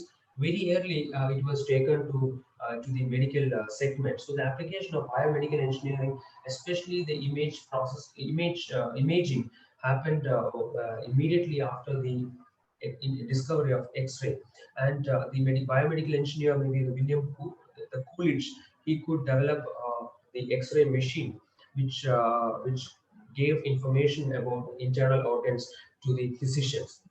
But you can see the recent X-ray machines. These are very sophisticated X-ray machines, which takes care of safety of the operator as well as the physician. It also takes care of the safety of the person whom being investigated for the internal organ failures. So there have been a lot of engineering aspects now put into this particular engineering stream, medical imaging engineering stream, to develop highly sophisticated X-ray machines. The invention, the innovation on medical imaging did not stop at that time. It went on to discovery of nuclear magnetic resonance. Nuclear magnetic spectroscopy came for understanding the behavior of cells, to understand to characterize different materials, and that was put into use by Dr. Damadian for medical imaging, and he patented a technology for magnetic resonance imaging, and in 1977 he made the first MRI machine. So you could see on the right side, this is the first MRI machine where a person was taken for the MRI scan, and he could get the first image there on the right side. In fact, now modern days, there are a lot of medical imaging devices. It can be for mammography to understand whether you have ladies having breast cancer, or it can be to understand brain maps, the what are the very intrinsic electrical signals happening within the brain. It can be used for understanding the oxygenation happening in the blood vessels within the tiniest capillaries within the brain. So there are a lot of imaging technologies and methodologies and processing algorithms being deployed in all these devices. You could see a device here. It's a CT machine. It does slicing of the images by continuous rotation of X-rays, X-ray, and then takes these images and then create mixing up of these images to create a computer tomographed image. Whereas some of the X-ray technologies are not for getting the three-dimensional view, but static images are taken and then tailored together to understand where what is a bodily function happening. For example, for stenting operation, you will need a device called fluoroscopic machine. So it's a C-arm, the commonly called a C-arm, which what it does is it continuously takes the image and then tailor it, and then we come to know that there's something is happening within the body. So with that particular information, a doctor can put a stent within the tiniest capillary of our heart. There are MRI machines which give information related to growth within the body, cell growth. That is also happening with the latest MRI machines. So how this MRI scanner works? So this is a cutaway operation. MRI scanner works with the fundamental technology called nuclear magnetic resonance, where you know the entire body, human body, 70% of the human body is filled with water. So each water molecule has got two hydrogen, and each hydrogen atom has got a nucleus with a single proton. So what happens is normally when this human body, when it is subjected to an externally very high magnetic field, all these hydrogen nucleus forms a line and then align itself to the magnetic field. So it forms a line. It becomes the entropy, the eccentricity on the movement of the hydrogen nucleus reduces, and then it aligns itself onto a particular direction towards the magnetic field. But at that time, when a radio frequency signal is provided, then it tries to move away a little bit in its orientation from the applied strong magnetic field. Immediately after removing the radio frequency signal, the nucleus try to oscillate and then come back to its stable position. And this particular activity releases a lot of radio frequency signals which can be tapped from using by using antennas, specifically designed antennas. So these antennas collect this information, then bring it into a processing algorithm, and then make it into a very beautiful image. This is what's happening in an MRI scanner.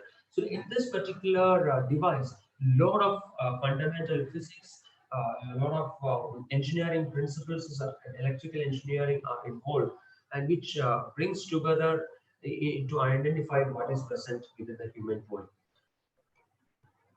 Now coming into another classification of biomedical engineering, where most of the devices, extremely high complex devices design happens, are called as treatment devices.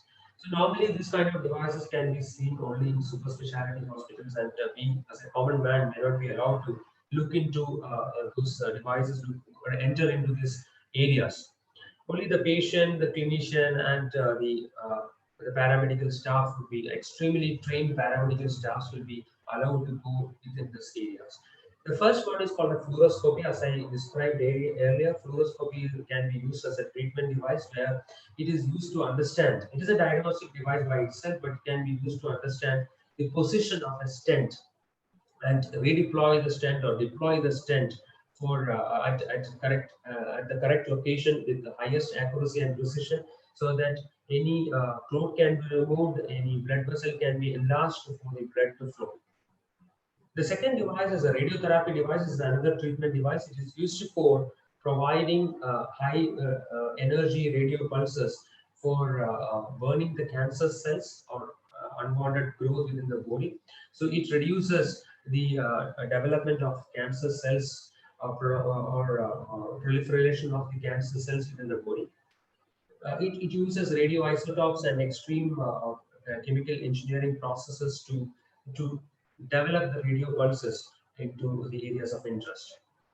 Another challenging device which has come out by extensive research on mechanical and electromechanical devices is a robotic surgery and a LASIK surgery. In robotic surgery, computer guided robots are robotic arms are used for precision surgery, where a surgeon can be situated or doing a surgical procedure on one corner of the earth, and the machine would be deployed in another corner of the earth, and then by using very high fidelity communication protocols, surgery can be done. This has got a little bit of intelligence also, so that even if there is a very small loss of information, the machine continues to operate designed to do, or as intended to do. It has got multiple arms to take care of multiple incisions, to give multiple measuring instruments, to give multiple instruments at the time of surgery. In a way, this robotic surgery is helping the surgeon so that they become more precise in its surgery, and they don't want, and the very high vibration sensors as well as the computation algorithms eliminate the vibrations as well as the lack of precision when they do complex surgeries. LASIK surgery is another treatment where laser is deployed. So high energy lasers are deployed for removing certain regions of our eye, and then eliminating many of the disease conditions of our eye. Another commonly used devices in biomedical engineering are classified as stimulators. The stimulators are basically those devices which stimulates the nerves and muscles to create an actuation. So what this does, it either uses electrical or optical signals to stimulate a nerve. So if you are stimulating the muscles or the nerves of the heart, then it is called a cardiac stimulator. It is used to normalize the rhythm of the heart. It can be used for stimulating the brain nerves, then we call it as a neurostimulator. A very commonly used device called deep brain stimulator, which is used for Parkinson diseases and movement disorders, are basically electrical stimulators which are kept within the brain, deep inside the brain, and then it provides electrical pulses to ganglions, basal ganglions, which are a bundle of nerves which acts as relays between different portions of the brain. So in that way, better coordination of different muscles happen, and we could eliminate the problems of movement disorders, as well as Parkinson diseases can also be reduced to much extent. And there are other classification of stimulators called muscle stimulators. It is used for providing electrical stimulation to the muscle so that it can be actuated.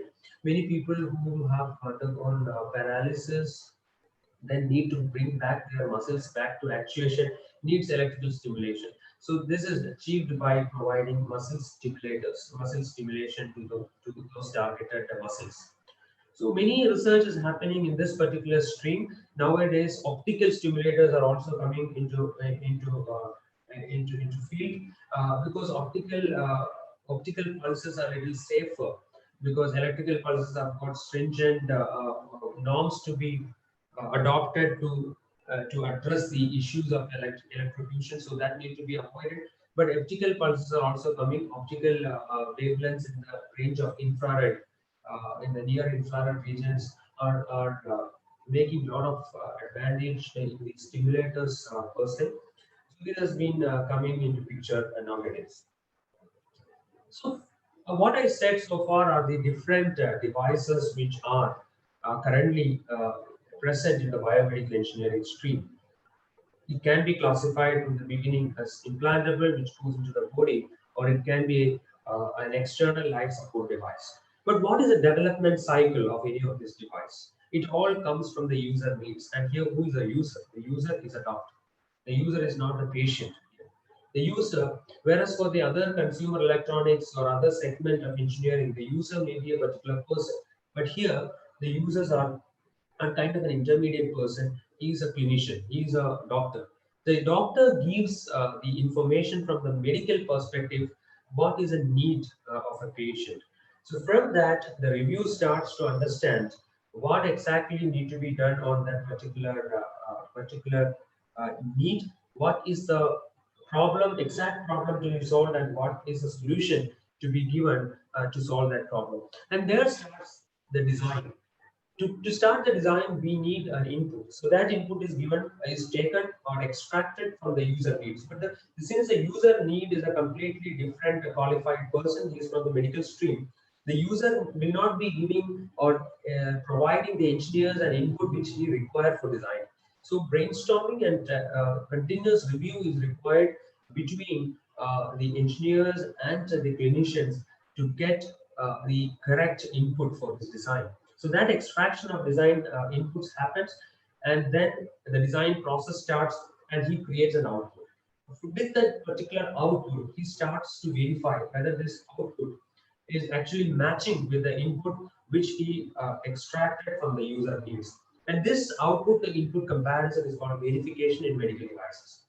That will be definitely a specification-wise verification. He is seeing whether the specification given by the clinician in his normal medical terms extracted to a design input is matching with the design output.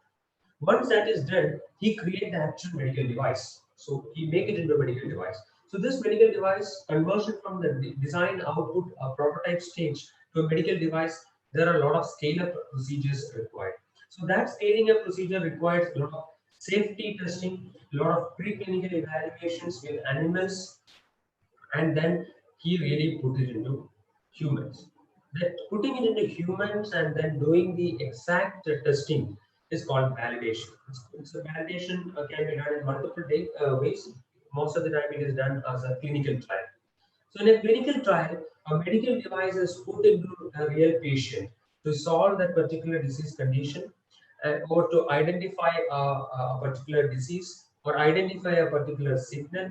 It's called, for example, in the case of a diagnosis, he will be subjected, the device will be subjected to a clinical trial with multiple patients and multiple persons, a large population, to extract the information and then analyze whether the user, that is a clinician, would get the actual information about the whole. And that portion is called validation of the medical device. The verification to validate. The verification mostly happens in the laboratory with established safety standards, with established benchtop testing models. Whereas validation happens in multiple centers, it can be like an animal model, later moving on to phase 1, phase 2, and phase 3 clinical trials. Usually, any of these medical devices development, even if it is a very small diagnostic device, to get the confidence on the design and to reach to the real public, normally, usually it takes 5 to 10 years of time to complete the design process. Then after reaching the patient, extensive post-surveillance is required. Post-marketing surveillance is required to identify something goes wrong. There should be very good design control strategies to see that nobody is not doing any changes on the design and then make some corrective action, and finally it is going to the uh, medical practitioner without having any proper validation. All these things are a part of the development cycle. And this particular development cycle is called waterfall model, which normally used in medical devices or biomedical engineering stream. Now, why is it so challenging? Why it takes nearly 5 to 10 years of time for doing such a device development? The very basic reason is human body is something like the outer space. It is not highly explored. It is an unexplored world. You can look into the sky by using a Hubble telescope. The same way you can look into the body by using an MRI scanner or a CT scanner. But even if you look only to a small portion. You are not looking into the whole world as such. You are not looking into the Hubble telescope. You cannot see the entire world in its entirety. The same way, you cannot look into the entire world within the human body in its entirety with the current technology. So it's a highly unexplored world. That's a major challenge. So an improvement on one side may create another challenge that need to be solved. For example, implanting a particular device to solve a problem of the heart will create another problem because it starts problems of infection, it starts a problem of discomfort, it starts a problem of thermal management, it starts a problem of battery replacement. So all those things are problems which come by creating a solution for bringing normalcy to this life.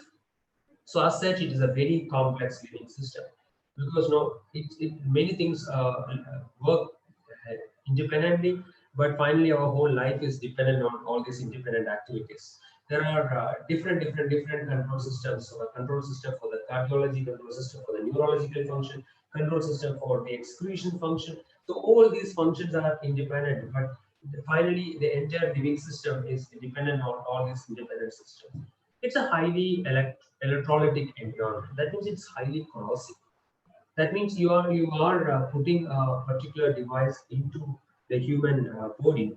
It is a highly corrosive environment. So the design, the selection of the material should be such a way that it won't corrode the material, it won't degrade the material so fast. It should have a minimum life of 5 to 10 years so that the person feels comfortable with that particular device.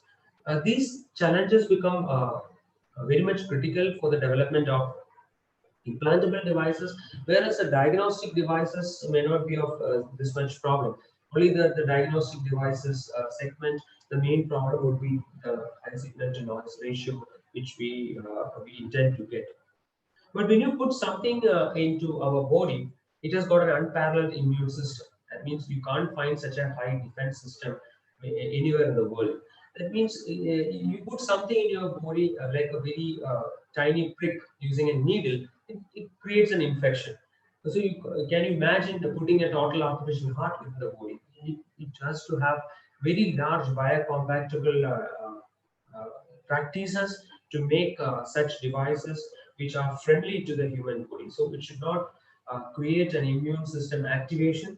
So it should be so friendly to the human body. So the material selection, work on material science, research on material science are extremely important. See, when I say unparalleled immune system, what it means is it rejects any foreign body. If you have some particle coming out of the device into the bloodstream, for example, stent, when you put a stent into the coronary artery, into our blood vessel, what happens is the time onwards, there can be tiny particles coming out of that stent. But that particular small particle may be sufficient to start the activate the immune system and finally making a thrombus formation or a blood clot formation within the body. So putting an object within the body should be done after extensive research on animals and humans. Another major challenge is there is a thermal limit. The thermal limit means in the outside world, you can have any device going into a region which can be very hot also. We need only safety barricades and safety features so that the person will not go and get harmed with that heat. Whereas in the human body, there are limitations on the thermal side. One is when you put a when you put a particular device inside the body, it should not create a temperature more than what is safe to the human body. Second thing, the temperature at itself, which the human body creates, is higher than the atmospheric temperature. So that should not damage the internal parts of the device. I'm not telling about electronic parts. There are so many small, tiny parts which are present, which may be present in the device. It should not be there. For example, a drug-eluting stent, where a drug is also loaded into the stent, which are normally nowadays being used in the clinical practices. So we should see that the drug is stable at 37 degrees Celsius. Normally, drugs will be stable. We say that drugs should be stored in the refrigerated conditions. Then only the stability can be given for a long time. But where you have a drug-eluting stent, the drug stability should be established at 37 degrees Celsius. Same is the case for a glucose.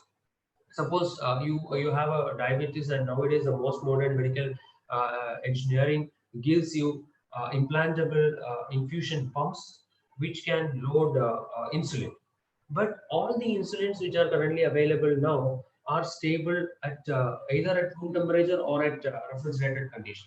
So that when you implant within the body with the loaded insulin for diabetes management, you need the drug itself to be redesigned for 37 degrees Celsius.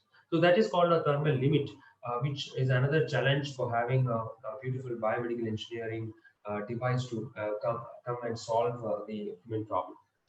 And most importantly, there is no age for the disease. There can be a disease at 5 years, or there can be a disease at 65 years old.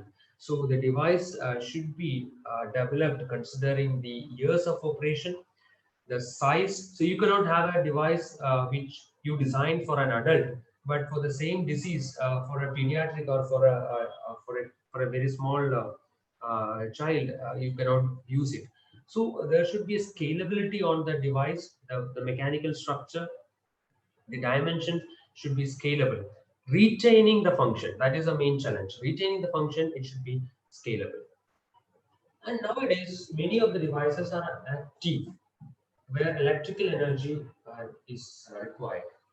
So electrical energy need to be stored. How can we store this electrical energy? It can be stored in the batteries, and the most efficient batteries which are now in the market are lithium-ion batteries. Safety need to be established for the lithium-ion battery. But even then, the lithium-ion batteries are there. this lithium-ion battery has got a limitation on its capacity. Because, for example, you want to make a pacemaker, a very small lithium-ion battery would be sufficient to retain the functionality of a pacemaker for 10 years. Whereas, because the pacemaker needs only milliwatts of energy, it may consume only milliamperes of current with a voltage of 1 volt or 1.2 volt, which is possible with a lithium-ion battery. Whereas when you go for an extremely challenging total artificial heart, the power requirement itself is 30 watts. It's something like the power of a 2 CFL lamp. So that 30 watts need to be given always. So we could have a very large battery within the body because the size limitation is there. So what you need to have a wireless energy transfer to be given a transcutaneous energy transfer. That means wirelessly you are transferring, but it is across the skin, providing thermal limit of 37 degrees Celsius, having considering the electrolytic nature of the human body, we need to deliver this electrical energy inside the human body. So these are the challenges which are encountered by the biomedical engineers in developing a medical device. So with this, I would like to stop, and this is about a tiny introduction about the biomedical engineering world, the devices which are currently available, the different ways of designing a device, and how a biomedical engineer would be thinking when he devise a particular when he devise a methodology, when he freeze a design technology for a particular disease condition or for a diagnostic requirement. I thank the organizers for giving this opportunity. Thank you. Any questions?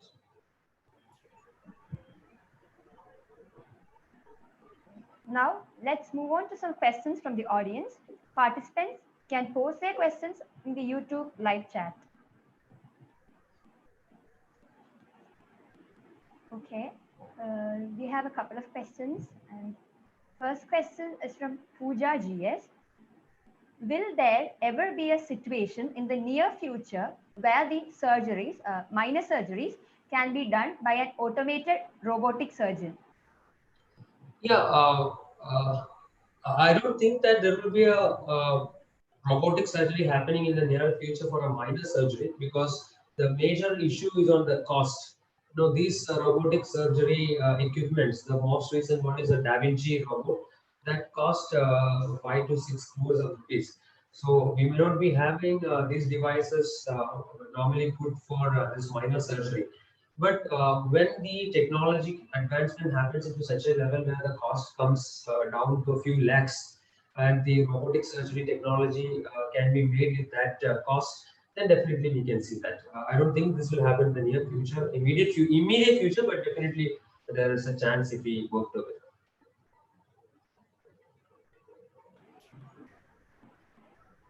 Okay. Next question is from Janani Ravi. My friend completed her master's in biotechnology. R&D based jobs are really hard for her to land a job. Could you please tell about the scope further? Okay, there are multiple ways of pursuing a job in the biomedical engineering stream. One is you can go ahead with a PhD program in biomedical engineering or in biotechnology itself. You can come to Sujitra Technology Institute for Medical Science and Technology, SCTMST. We have got PhD program where biotechnologies masters are taken, and then you can explore the biomedical devices engineering.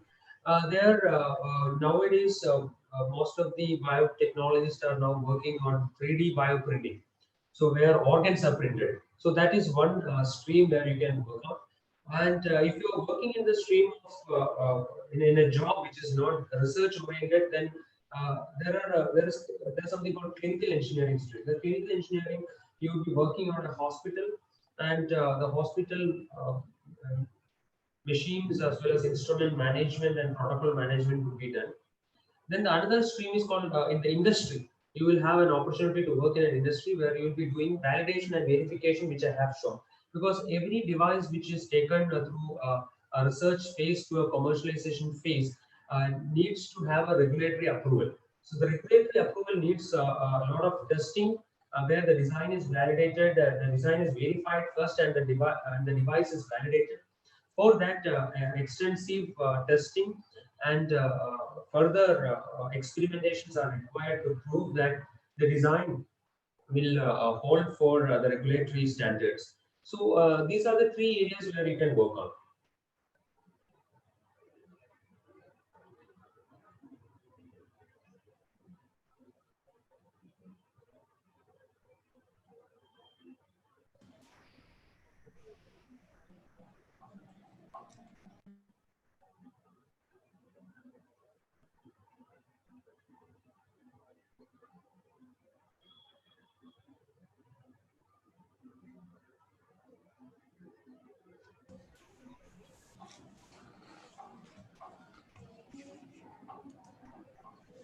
Hello, Sharath. This is Amarnath Raja. I heard a lot about you. Whenever I ask about any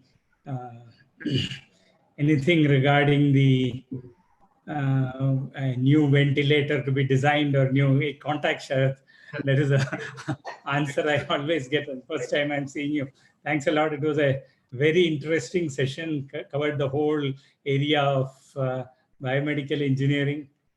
You know, when I was going through your the whole session, I felt one thing only: proud to be an engineer. You know, the first slide that you showed, solve a problem. Usually people say solve a problem, create a problem, solve a problem, you know, with regard to engineering. But yeah, biomedical engineering is a fantastic field where you really, you know, in front do good to the people. So it's been very nice hearing you, and especially you're working with Sri Chitra, and you know, low cost, highly reliable, you know, devices that are coming out of there, superb.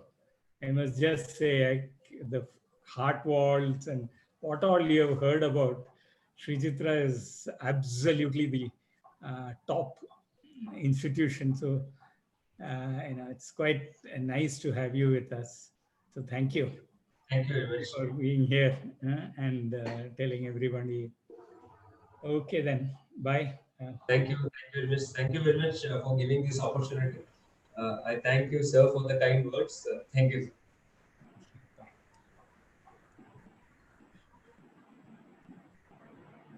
Thank you, Amar, for your beautiful words. I thank Mr. Sharath S. Nair for taking some time off your busy schedule to speak to us. Thank you. I'm sure everybody was able to learn something new about the biomedical science. Thank you so much. This marks the end of our session for today and also the end of our two-day webinar series as a part of the CSI InApp Awards 2020. Join us tomorrow at 6 p.m. sharp IST for the award ceremony, where we felicitate the bright minds who made it to finals of the awards. The final results of the awards will also be declared in that session. There will also be a panel discussion on the topic Reimagining Education from First Principles, where the sharpest mind in academia and industry talk about the future of education. Make sure you don't miss out this opportunity and register by visiting the link in our official website. See you tomorrow. Thank you for joining us and have a wonderful weekend ahead. Thank you.